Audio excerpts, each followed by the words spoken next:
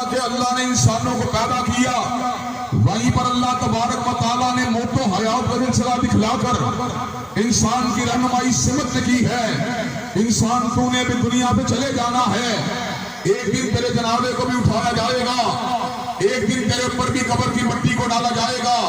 حضرات گرامی قدر، آج جتنے لوگ یہاں پر فٹ بال اسٹیڈیم کے اندر موجود ہیں، مجھ سمیت ایک دن سب کے جنازوں کو اٹھایا جائے گا، قبر میں اتارا جائے گا۔ حضرات گرامی قدر، آج سے کئی برس قبل حضرت علامہ شہید اور حضرت حبیب الرحمن اس دھرتی کے پر اللہ تبارک و تعالیٰ کی توحید کی سربلندی کی دعوت دیتے رہے، سنت نبی کے احیاء کا پرچار کرتے رہے، نظام خلافت راشدہ کے ڈنکے بجاتے رہے، لیکن ہم نے اپنے ہاتھوں سے اپنے قائدین کو لحد کے اندر اتار دیا، قبروں کے اندر اتار دیا۔ حضرات گرامی قدر، لیکن ہمارے قائدین نے ہمیں یہ سبق پڑھا دیا، ہمارے بچوں، ہمارے جسمانی بچوں، ہماری روحانی اولادوں، کٹنا گوارا کر لینا، مرنا گوارا کر لینا،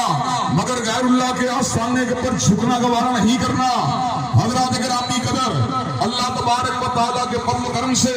ایام طفولیت سے ہم اللہ کے دین کی سربلندی کے نعرے کو لگا رہے ہیں۔ جو لوگ مجھے بچپن سے جانتے ہیں وہ اس بات سے اچھی طرح آگاہ ہیں، حضرت شہید کی رحلت کے وقت میری عمر 15 سال تھی۔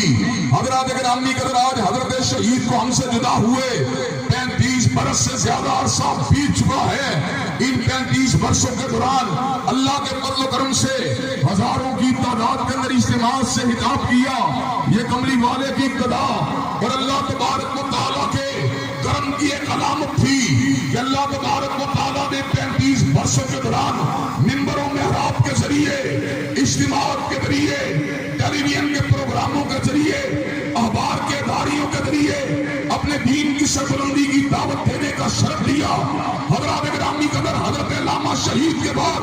ہم نے ناتواں ہونے کے باوجود، کمزور ہونے کے باوجود، بے بس اور بے کس ہونے کے باوجود اللہ کے فضل و کرم سے کتاب و سنت کے راستے پر نہیں چھوڑا۔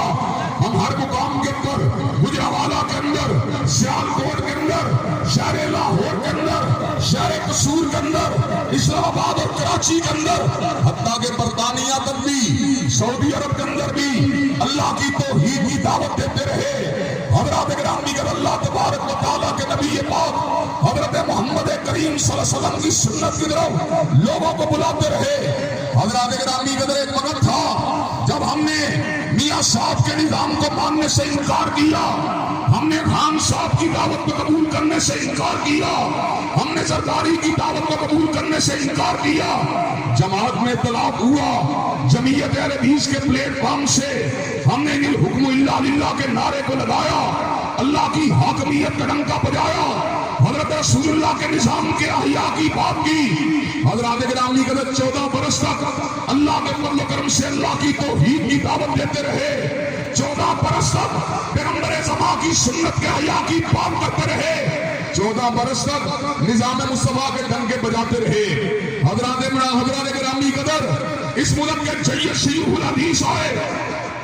جن میں حضرت عابد شریف بھی شامل تھے، حضرت عابد مسعود عالم بھی شامل تھے، جن کے اندر مولانا ارشاد اللہ قصری بھی شامل تھے، جن میں ہمارے بھائی قاری صاحب صاحب بھی شامل تھے۔ انہوں نے کہا، علامہ صاحب، جماعت کو آپ کی ضرورت ہے، آپ مرکزی جمعیت کے اندر آئیے۔ میں نے تعلقات کا اظہار کیا، ہم مسلم لیگ کی بات نہیں کر سکتے،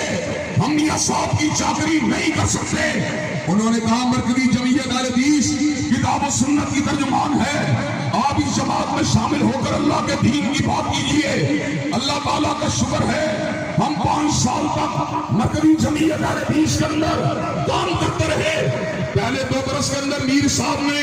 جن کو میں آج بھی عزت اور ادب اور احترام سے ان کا نام لوں گا، اس لیے کہ ہم ضمیر پرست نہیں ہیں، اللہ کے فضل و کرم سے اچھے وقت کو بلانے والے نہیں ہیں، میں ان کو چچا کہتا رہا، وہ مجھ کو بھتیجا کہتے رہے۔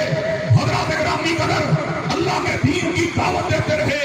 حضرات گرامی قدر، اس دین کی دعوت دینے کے وقت جو عہد ہوا تھا وہ اللہ تبارک و تعالیٰ کے دین کی تبلیغ کا عہد تھا۔ میر صاحب نے مجھے کہا، تم عہدہ لو۔ میں نے 2 برس تک مرکزی جمعیت کے اندر بغیر عہدے کے کام کیا، اللہ کی حاکمیت کی بات کی، اور حضرات گرامی قدر، ملک کے دوران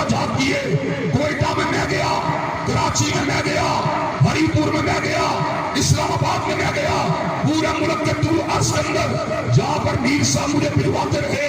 اللہ کے فضل و کرم سے جماعت کی دعویداری کرتا رہا، لیکن جماعت کی شروع کے وقت ہم نے ان سے اس بات پر معاہدہ کیا تھا کہ ہم اللہ کے فضل و کرم سے قرآن و سنت موومنٹ کو چلاتے رہیں گے۔ میر صاحب کے قریبی ساتھیوں نے ان کو مشورہ دیا، میر صاحب نے شرط قبول نہ کیجیے، لیکن میر صاحب نے فراغ دلی کا مظاہرہ کرتے ہوئے ڈرافٹ کے اوپر دستخط کیے اور یہ بات کہی آپ کو قرآن و سنت موومنٹ جس کا مقصد اللہ کی حاکمیت کا پرچار کرنا ہے، جس کا مقصد خدمت انسانیت کو بجا لانا ہے،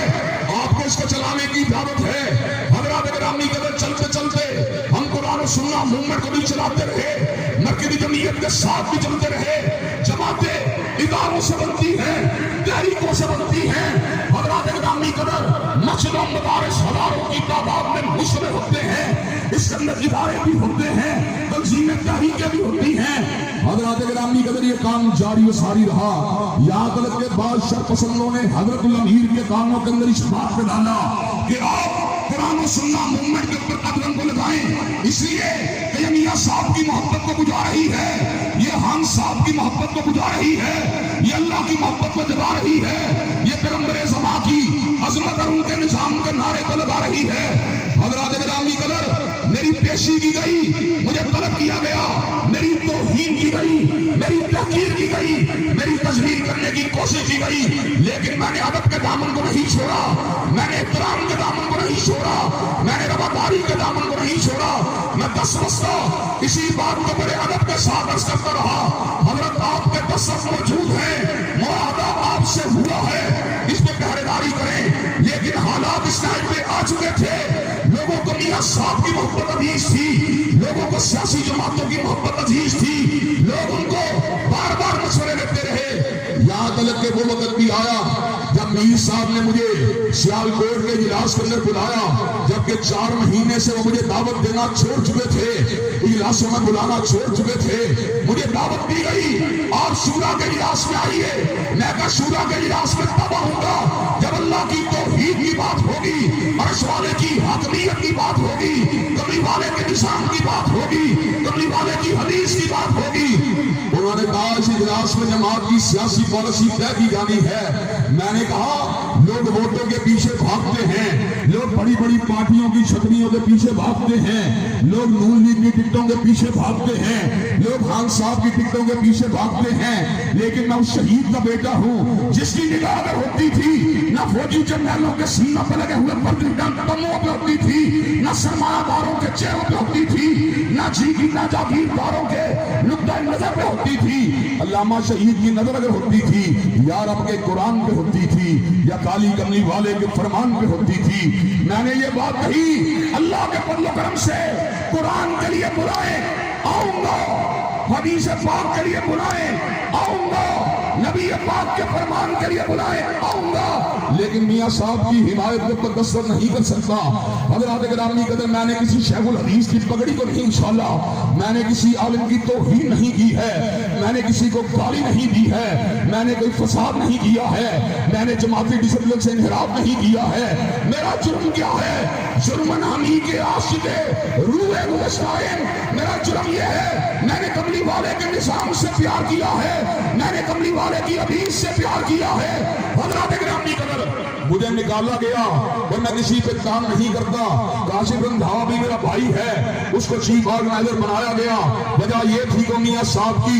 عزت کرنے والا، ان کا احترام کرنے والا اور ان کی جماعت کی دعوت دینے والا ہے۔ حضرات گرامی قدر لیکن میں آج آپ کو یہ بات بتلا دینا چاہتا ہوں، حضرات گرامی قدر آج اگرچہ ہم مرکزی جمعیت سے ہمیں نکالا جا چکا ہے، ہمیں علیحدہ کیا جا چکا ہے، لیکن جماعت کے عہدے تو چھینے جا سکتے ہیں، جماعت سے علیحدہ تو کیا جا سکتا ہے، لیکن عرش والے کی کبریائی کی محبت کو ہم سے نہیں چھینا جا سکتا، کملی والے کے پیار کو ہم سے نہیں چھینا جا سکتا، نظام مصطفیٰ کی محبت کو ہم سے نہیں چھینا جا سکتا۔ حضرات گرامی قدر جب تک آپ کا یہ گناہگار بیٹا زندہ ہے، جب تک آپ کا یہ گناہگار بھائی زندہ ہے، انشاءاللہ جنابے کے اٹھنے کے دن تک بھی نہ سرمایہ داروں کے سامنے جھکے گا، نہ جاگیرداروں کے سامنے جھکے گا، نہ خان صاحب کے سامنے جھکے گا، نہ عمران خان کے سامنے جھکے گا، اور میں اگر جھکوں گا کبریائی کے سامنے